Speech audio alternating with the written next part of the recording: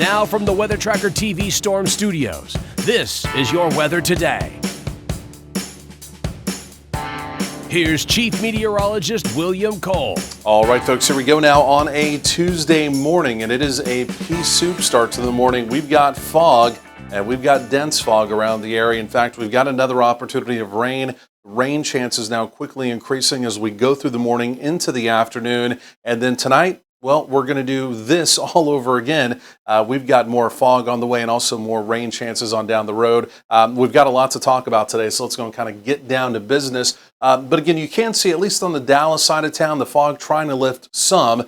You can now at least make out the semblance of downtown. Of course, that's looking from Reunion Tower. And even as we look at visibilities, again, here on the Dallas side of town, again at Love Field, visibility now 4 miles, still reduced, but it's better than zero. Again, you can see DFW, you can even see on the Fort Worth side of town near zero visibility. And that's the case really around most of the area. So again, if you are, especially in our more rural areas, again, on the roads, really do exercise caution, again, as we go through the morning. Temperatures today will be a little bit milder. We'll be in the 50s. I don't really think that's going to matter much, right? Because it's going to be an indoor day. Rain opportunities, rain probabilities, basically increasing through the afternoon. Today, though, the evening commute does look wet, and even part of the early evening also looking wet as well. Now, for our friends down to the southeast, there may be an opportunity of a little too much rain. We're going to have a little boundary that's stalled out and is currently stalled out in our southeastern counties, and there may be a bit of a focus of some rain and maybe even some heavier rain down there. So because of that, there is a flood watch in effect. Again, you can see that little blue and red line. That is a stalled out boundary. Like I mentioned, could be kind of an enhancing feature as we go through the day, kind of a focus of rain there. But again, even for the rest of us with this disturbance moving through, lifting from south to north or southwest to northeast as we go through the day, there will be, again, more waves of rain, more shields of rain moving through. And the bottom line is it is going to be raining as we go through the day.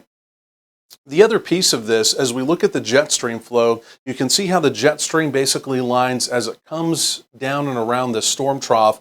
It basically lines up with that frontal boundary. Whenever you get a jet stream flow that basically lines up with the frontal boundary, that really sets you up for training, opportunities of training rain or thunderstorms. So that's why there is some concern growing down to the southeast for maybe a little too much rain. So we'll keep our eye on that.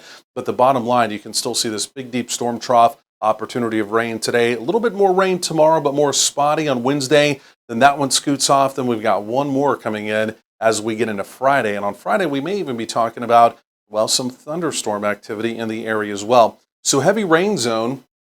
Again, the heaviest rain, as we mentioned, kind of off to the southeast, right? But there may even be a more likely opportunity of some flooding, again, from Anderson, maybe even parts of Henderson County, and again, more so over into the piney woods of eastern Texas.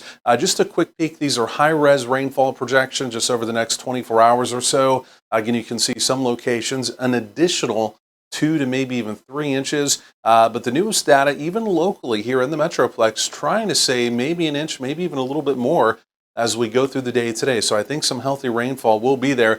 No real risk of severe weather here. We could have a couple isolated claps of thunder, but there has already been a couple severe thunderstorm warnings off to our south, and it's not impossible, again, down to our south and our southeast, maybe a couple of isolated severe storms. But again, for us, rain, maybe a clap or two or thunder.